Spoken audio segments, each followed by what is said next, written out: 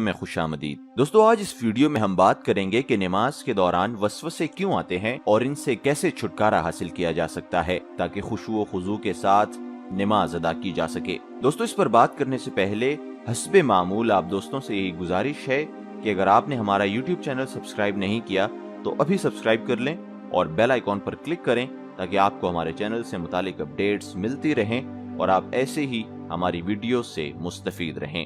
دوستو، اللہ اور رسول صلی اللہ علیہ وآلہ وسلم پر ایمان لانے اور توحید و رسالت کی گواہی دینے کے بعد سب سے پہلا اور سب سے بڑا فرض اسلام میں نماز ہے۔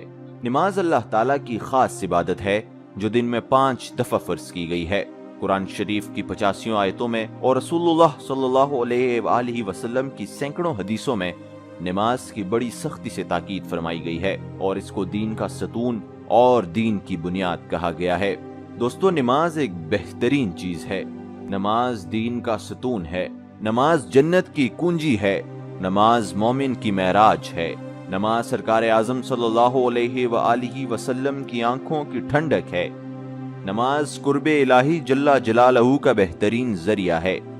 نماز اللہ تعالیٰ کی رضا کا باعث ہے۔ نماز جنت کا راستہ ہے اور پریشانیوں بیماریوں سے نجات کا ذریعہ ہے۔ نماز بے حیائی سے روکتی ہے اور برے کاموں سے روکتی ہے۔ نماز مومن اور کافر میں فرق کرتی ہے۔ نماز ولایت کا ذریعہ ہے۔ نمازی کو سرکار اعظم صلی اللہ علیہ وآلہ وسلم کی شفاعت نصیب ہوگی۔ نمازی ایمان کے ساتھ دنیا سے رخصت ہوگا۔ نماز دلوں کا زنگ دور کرتی ہے۔ نماز بندے کو اللہ تعالیٰ کے ذکر میں مشغول رکھتی ہے۔ نماز محتاجی سے بچاتی ہے۔ نماز روحانیت کو پانے کا بہترین ذریعہ ہے۔ نماز سے سکون اور قرار نصیب ہوتا ہے۔ نماز قبر کی روشنی ہے اور پل صراط کا چراغ ہے۔ نماز کو روز محشر سرخروئی نصیب ہوگی اور سب سے بڑا انعام نمازی کو یہ ملے گا کہ اسے جنت میں اللہ تعالیٰ کا دیدار نصیب ہوگا۔ دوستو، اس کے باوجود جو لوگ نماز چھوڑ دیتے ہیں وہ بہت بد نصیب ہیں۔ دوستو، نماز کی ایک خاص تاثیر ہے کہ اگر وہ ٹھیک طریقے سے ادا کی جائے اور اللہ تعالیٰ کو حاضر ناظر سمجھتے ہوئے پورے دھیان سے خشوع و خضوع کے ساتھ پڑھی جائے تو اس سے آدمی کا دل پاک صاف ہو جاتا ہے اور اس کی زندگی درست ہو جاتی ہے اور برائیاں اس سے چھوٹ جاتی ہیں اور نیکی اور سچائی کی محبت اور خدا کا خوف اس کے دل میں پیدا ہو جاتا ہے۔ اسی لیے اسلام میں دوسرے تمام فرضوں سے زیادہ اس کی تاکید کی گئی ہے اور اسی واسطے رسول اللہ صلی اللہ علیہ وآلہ وسلم کا دستور تھا کہ جب کوئی شخص آپ کے پاس آ کر اسلام قبول کرتا تو آپ توحید کی تعلیم کے بعد پہلا عہد اس سے نماز ہی کا لیا کرتے تھے۔ الغرض کلمے کے بعد نماز ہی اسلام کی بنیاد ہے۔ احادیث سے معلوم ہوتا ہے کہ حضور صلی اللہ علیہ وآلہ وسلم نماز نہ پڑھنے کو کفر کی بات اور کافروں کا طریقہ قرار دیتے تھے۔ چنانچہ صحیح مسلم کی ایک حدیث میں ہے کہ حضور صلی اللہ علیہ وآلہ وسلم نے فرمایا، بندے کے اور کفر کے درمیان نماز چھوڑ دینے ہی کا فاصلہ ہے۔ مطلب یہ ہے کہ بندہ اگر نماز چھوڑ دے گا تو کفر سے مل جائے گا اور اس کا یہ عمل کافروں کے ساتھ اور کافروں کے جیسا عمل ہوگا۔ ایک دوسری حدیث میں وارد ہوا ہے کہ اسلام میں اس کا کچھ بھی حصہ نہیں جو نماز نہ پڑھتا ہو۔ دوستو، نماز پڑھنا کتنی بڑی دولت ہے اور کیسی نیک بختی ہے، اور نماز چھوڑنا کتنی بڑی ہلاکت اور کیسی بدبختی ہے۔ اس کا اندازہ کرنے کے لیے رسول صلی اللہ علیہ وآلہ وسلم کی ایک اور حدیث پڑھیے۔ رسول صلی اللہ علیہ وآلہ وسلم نے نماز کی تاکید فرماتے ہوئے ارشاد فرمایا، جو کوئی نماز کو اچھی طرح اور پابندی سے ادا کرے گا تو اس کے واسطے قیامت میں وہ نور ہوگی اور اس کے لیے ایمان و اسلام کی دلیل ہوگی۔ دوستو، جو کوئی اس کو خیال سے اور پابندی سے ادا نہیں کرے گا تو وہ اس کے لیے نہ نور ہوگی، نہ دلیل بنے گی اور نہ وہ اس کے عذاب میں نجات دلائے گی، اور وہ شخص قیامت میں قارون، فرعون اور حامان کے ساتھ ہوگا۔ بھائیو، ہم میں سے ہر ایک کو سوچنا چاہیے کہ اگر ہم نے اچھی طرح اور پابندی سے نماز پڑھنے کی عادت نہ ڈالی تو پھر ہمارا حشر اور ہمارا انجام کیا ہونے والا ہے۔ نماز نہ پڑھنے والوں کی قیامت کے دن سب سے پہلے جو سخت ذلت اور رسوائی اٹھانا پڑے گی اس کو قرآن مجید کی ایک آیت میں اس طرح بیان فرمایا گیا ہے۔ آیت کا مطلب اور خلاصہ یہ ہے کہ قیامت کے دن جب کہ نہایت سخت گھڑی ہوگی اور شروع دنیا سے لے کر قیامت تک کے سارے انسان محشر میں جمع ہوں گے تو اللہ تعالیٰ کی ایک خاص تجلی ظاہر ہوگی اور اس وقت پکارا جائے گا کہ سب لوگ اللہ کے حضور میں سجدے میں گر جائیں۔ تو جو خوش نصیب اہل ایمان دنیا میں نمازیں پڑھتے تھے اور اللہ کو سجدہ کیا کرتے تھے وہ تو فوراً سجدے میں چلے جائیں گے، لیکن جو لوگ تندرست اور اچھے ہٹے کٹے ہونے کے باوجود نمازیں نہیں پڑھتے تھے ان کی کمریں اس وقت تختے کی مانند سخت کر دی جائیں گی اور وہ کافروں کے ساتھ کھڑے رہ جائیں گے، سجدہ نہ کر سکیں گے اور ان پر سخت ذلت و خواری کا عذاب چھا جائے گا، اور ان کی نگاہیں نیچی ہوں گی اور وہ آنکھ اٹھا کر کچھ دیکھ بھی نہ سکیں گے۔ دوزخ کے عذاب سے پہلے ذلت و خواری کا یہ عذاب انہیں سر محشر اٹھانا ہوگا۔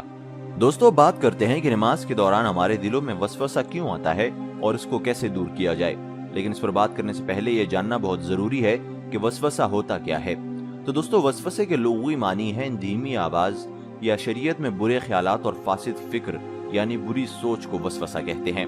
تو دوستو، وسوسہ اس بات کو کہتے ہیں جو جن یا شیطان انسان کے دل میں ڈالتا ہے۔ عام طور پر وسوسے ہر ایک کو آتے ہیں، کسی کو کم اور کسی کو زیادہ آتے ہیں۔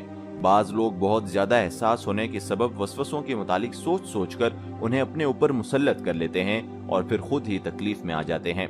اگر وسوسے پر غور نہ کیا جائے تو عموماً خود ہی ختم ہو جاتے ہیں۔ جو ہی وسوسے آنے شروع ہوں تو کوئی بھی ذکر اللہ، مثلا اللہ اللہ کرنا شروع کر دیا جائے تو انشاءاللہ شیطان فرار ہو جائے گا۔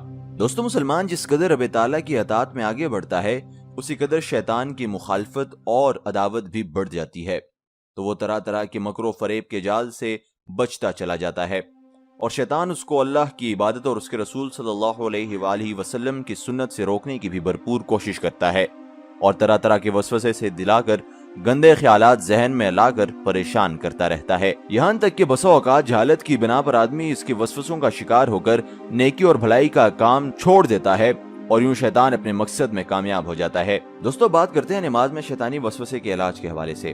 ایک صحابی نے رسول صلی اللہ علیہ وآلہ وسلم سے دریافت کیا کہ اے اللہ کے رسول صلی اللہ علیہ وآلہ وسلم، شیطان میرے درمیان اور میری نماز اور قرات کے درمیان حائل ہو جاتا ہے اور قرآن میں التباس یعنی ملا جلا دیتا ہے۔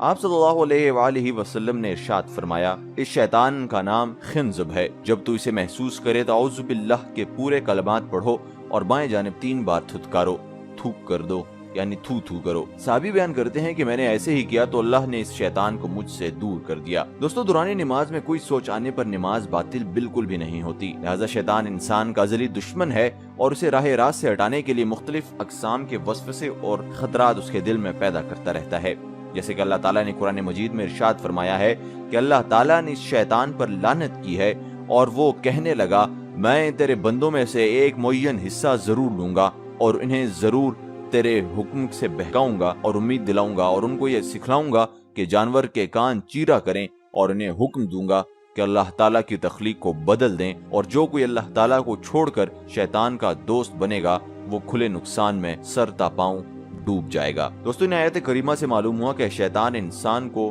ورغلانے کے لیے مختلف قسم کے ہتھ کنڈے استعمال کرتا ہے اور انسان کو مختلف قسم کی آرزویں اور تمنائیں دلاتا ہے تاکہ انسان اپنے خالق و مالک اللہ وحدہ لا شریک کے بتائے ہوئے صراط مستقیم سے آغاز کر جائے۔ نماز ایک اہم ترین عبادت ہے۔ جب انسان نماز کی ادائیگی کے لیے کھڑا ہوتا ہے تو شیطان انسان کو مختلف اقسام کے وسوسے ڈالتا رہتا ہے تاکہ یہ اللہ تعالیٰ کی یاد سے غافل ہو جائے۔ جب انسان کو حالت نماز میں کوئی وسوسہ پیدا ہو تو اسے نماز ترک نہیں کرنی چاہیے بلکہ نماز جاری رکھنی چاہیے۔ انسان کے ذہن میں پیدا ہونے والے وسوسے اللہ تعالیٰ نے معاف فرما دیے ہیں، اتنی دیر تک ان پر کوئی پکڑ اور معاوضہ نہیں جب تک کہ انسان ان وسوسوں پر عمل پیرا نہیں ہوتا یا ان وسوسوں کو زبان سے ادا نہیں کرتا، یعنی ذہن میں برے کلمات وغیرہ پیدا ہوئے، اور جب بھی انسان کو حالت نماز میں کوئی وسوسہ پیدا ہو تو اسے نماز ترک نہیں کرنی چاہیے بلکہ نماز جاری رکھنی چاہیے۔ انسان کے ذہن میں پیدا ہونے والے وسوسے اللہ تعالیٰ نے معاف فرما دیے ہیں، اتنی دیر تک ان پر کوئی پکڑ اور معاوضہ نہیں جب تک کہ انسان اس وسوسوں پر عمل پیرا نہیں ہو جاتا اور ان وسوسوں کو زبان سے ادا نہیں کرتا، یعنی ذہن میں برے کلمات وغیرہ پیدا ہوئے اور انسان ان کلمات کو اپنی زبان پر جاری کر دیا تو معاوضہ ہوگا ورنہ نہیں ہوگا۔ سیدنا ابو ہریرہ رضی اللہ تعالیٰ عنہ سے مروی ہے کہ رسول مکرم صلی اللہ علیہ وآلہ وسلم نے فرمایا، یقیناً اللہ تعالیٰ نے میری امت سے وہ چیزیں معاف کر دی ہیں جن کے ذریعے ان کے سینوں میں وسوسہ پیدا ہوتا ہے جب تک ان پر عمل یا کلام نہیں کر لیا جاتا۔ دوستو، لہٰذا جب نماز کی حالت میں وسوسہ پیدا ہو تو اس کی بنا پر نماز توڑنی نہیں چاہیے، بلکہ نماز جاری رکھیں، اور اس پر معاوضہ نہیں ہے بلکہ اس کے دور کرنے کا طریقہ رسول صلی اللہ علیہ وآلہ وسلم سے مروی ہے۔ تو اس حدیث سے معلوم ہوا کہ نماز میں اگر شیطان وسوسوں میں مبتلا کر دے تو اعوذ باللہ پڑھ کر بائیں جانب 3 بار پھونک ڈالیں، انشاءاللہ تعالی وسوسوں سے دور کر دے گا۔ دوستو امید کرتا ہوں کہ آپ کو یہ ویڈیو پسند آئی ہوگی۔ مزید انفارمیٹیو ویڈیوز کے لیے ہمارے چینل کو سبسکرائب کریں اور اس ویڈیو کو لائک کرنا بالکل نہ بھولیے۔ نیز اپنے دوست احباب کے ساتھ اس ویڈیو کو ضرور شیئر کیجیے تاکہ کسی بھی انسان کا اگر بھلا ہو جائے تو یہ ہمارے لیے بہت اجر کی بات